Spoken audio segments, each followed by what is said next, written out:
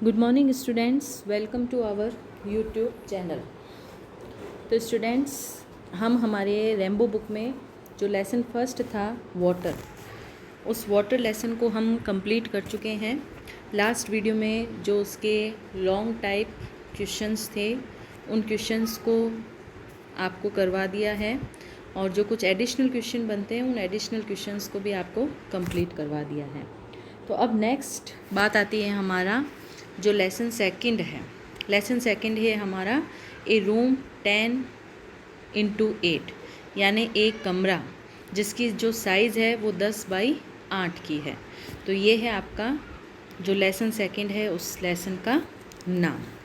तो आगे चलते हैं इस लेसन में हम। जैसे कि यहाँ पर आप देख पा रहे हैं ऑथर, यानी इस लेसन का जो ऑथर है, जो लेखक है, उस लेखक के बारे में, जिस लेखक का नाम है आपके करतार सिंह दुग्गल, यानी करतार सिंह दुग्गल आपके इस लेसन के राइटर हैं या ऑथर भी आप कह सकते हैं। वॉज एन इंडियन राइटर, ये एक भारतीय लेखक थे। Who rot in Punjabi, Urdu, Hindi and English, यानी जो बहुत सी भाषाओं में लिखते थे, जैसे कि इन्होंने पंजाबी में भी लिखा है, उर्दू में, हिंदी में और इंग्लिश में भी लिखा है। His works include short stories, यानी उन्होंने जो ये राइटिंग्स की है उसमें शॉर्ट स्टोरीज शामिल हैं, नॉवेल्स लिखे हैं, ड्रामाज लिखे हैं और कई प्लेज भी लिखे हैं। His works have been translated into Indian and foreign languages, और उनके ये जो राइटिंग्स थी, चाहे उन्होंने नॉवेल्स लिखे, ड्रामाज लिखे या स्टोरीज़ लिखी, तो इन सभी को ट्रांसलेट किया गया है इंडियन और फॉरेन लैंग्वेजेस में। He has served as director All India Radio, और ऑल इंडिया रेडियो में एज ए डायरेक्टर भी वो कार्य कर चुके हैं। He was awarded the Padma Bhushan by government of India in 1988। 1988 में उनको हमारी भारतीय सरकार के द्वारा पद्म भूषण से सम्मानित किया गया था। इन 2007 और 2007 में he was awarded the Sahitya Akademi fellowship, यानी उनको साहित्य एकेडमी फेलोशिप भी दी गई थी। The highest honour given by Sahitya Akademi, यानी ये बहुत ही उच्च सम्मान होता है जो साहित्य एकेडमी के द्वारा दिया जाता है। Indians national academy of letters, जो लेटर्स की जो हमारी इंडियन नेशनल एकेडमी है उसका सबसे हाईएस्ट ऑनर वाली ये फेलोशिप है जो करतार सिंह दुग्गल को प्राप्त हुई थी। तो ये तो बात हुई हमारे इस लेसन के ऑथर के बारे में। अब हम चलते हैं हमारे इस लेसन की जानकारी करने के लिए। तो देखिए, ये है हमारा ए रूम 10x8, और इस ए रूम 10x8 में जो कहानी है वो है एक कपल की, जो है मिस्टर एंड मिसेस मलिक। तो मिस्टर और मिसेस मलिक की ये कहानी है। तो जैसे कि आप यहाँ देख ही रहे हैं, ये हैं आपके मिस्टर मलिक और ये है मिसेस मलिक। काफ़ी हैप्पीली एवर कपल हैं। तो इस कपल के बारे में हम जानकारी करते हैं। देखिए इस लेसन में क्या है इस कपल के बारे में। Mrs Malik and Mr Malik finally decided to build their home in Delhi, कि मिसेस मलिक और मिस्टर मलिक अब डिसाइड कर चुके हैं कि अब वो दिल्ली में अपने एक घर का निर्माण करवाएंगे। यानी ये हम एक बार हमारी इस लेसन की समरी कर रहे हैं, यानी इस लेसन की समरी करने से आपको आइडिया लग जाएगा कि आखिर ये लेसन हमारा है किस बारे में, यानी इस कहानी का जो बेस है वो बेस क्या है, उसकी जानकारी हमें हो जाएगी। इस समरी के बाद जो हमारा लेसन स्टार्ट होगा वो लेसन हम बाद में देखेंगे। तो शुरू करते हैं। Transfer from one place to another had almost ruined their life, यानी एक स्थान से दूसरे स्थान पर ट्रांसफ़र होने से उनका जीवन लगभग र्यून्ड हो चुका था, बर्बाद हो चुका था। Children need to get proper education, बच्चों को प्रॉपर एजुकेशन की आवश्यकता थी। And changing their school every 3rd year, यानी प्रत्येक तीसरे वर्ष उनकी जो स्कूल चेंज करवाई जा रही थी, was not going to be desirable, वो उनके लिए डिज़ायरेबल नहीं थी, वांछनीय नहीं थी, यानी उनके लिए उचित नहीं थी। फैमिली नीड्स एन एड्रेस, परिवार को एक एड्रेस की आवश्यकता होती है, नेबर्स की आवश्यकता होती है और फ्रेंड्स की आवश्यकता होती है। Let Mr Malik be transferred, तो मिस्टर मलिक को ट्रांसफ़र होने देते हैं, but this time it will be only he, to be transferred, लेकिन इस बार केवल मिस्टर मलिक होंगे जो ट्रांसफर्ड होंगे, यानी सिर्फ मिस्टर मलिक ही जाएंगे, उनके साथ परिवार का कोई भी सदस्य नहीं जाएगा। If that is a must, अगर इसकी आवश्यकता हो।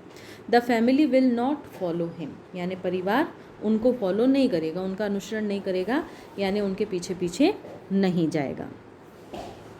सो Maliks got a plan to build their own new house in Delhi, इसीलिए मलिक्स ने ये प्लान बनाया कि अब वो दिल्ली में ही अपना खुद का एक घर बना लेंगे। They already had a plot in Delhi, Delhi में उन्होंने पहले ही अपना एक प्लॉट ले रखा था। स्पोर्टिंग ए स्टोर रूम, यानी एक स्टोर रूम को स्पोर्ट करते हुए Mrs Malik asked the architect, यानी उन्होंने पूरी योजना बना ली है, पूरा प्लान बना लिया है कि उनको घर बनाना है, और घर बनाने के लिए उन्होंने एक आर्किटेक्ट को भी हायर कर लिया है। तो उस आर्किटेक्ट के सामने अब एक स्टोर रूम की बात की जा रही है। तो उस स्टोर रूम के बारे में मिसेस मलिक आर्किटेक्ट को क्या कहती है, to redraw it to room 10x8, कि ये जो स्टोर रूम होगा वो कमरा आप 10x8 का बनाएंगे। The size of eight medium size bathroom these days, यानी इन दिनों में जो मीडियम साइज़ के जो बाथरूम होते हैं उनकी साइज़ यही रहती है। She wanted it a little bigger than A store room, यानी इस रूम को वो स्टोर रूम से थोड़ा बड़ा चाहती थी। And much smaller than a living room, और लिविंग रूम से थोड़ा सा छोटा। Because she thought her mother in law could fit in it, क्योंकि वो सोचती थी कि उनकी मदर इन लॉ के लिए ये कमरा बिल्कुल उचित रहेगा। बिकॉज क्योंकि she thought the few years only left for the old women, क्योंकि उसने सोचा कि अब मदर इन लॉ बूढ़ी हो चुकी है और शायद उनके पास अब कुछ ही वर्ष शेष रह गए हैं, तो इसलिए थोड़े समय के लिए उनको ये कमरा दे दिया जाएगा। So she wanted that room for her mother in law, यानी ये कमरा वो अपनी मदर इन लॉ के लिए चाहती थी। After her diet she wanted to change that room as a store room, और उसने क्या सोचा कि जब मदर इन लॉ की मृत्यु हो जाएगी तो मृत्यु के बाद इस कमरे को किस में बदल देंगे, स्टोर रूम में बदल देंगे, यानी दो पर्पज इससे पूरे हो जाएंगे। यानी पहले मदर इन लॉ रह लेगी और जब मदर इन लॉ चली जाएगी तो वो उसे एज ए स्टोर रूम काम में ले सकती है। When the construction was progressing, अब बात आती है कंस्ट्रक्शन की, यानी पूरा प्लान सब बन गया है, अब कंस्ट्रक्शन शुरू होता है।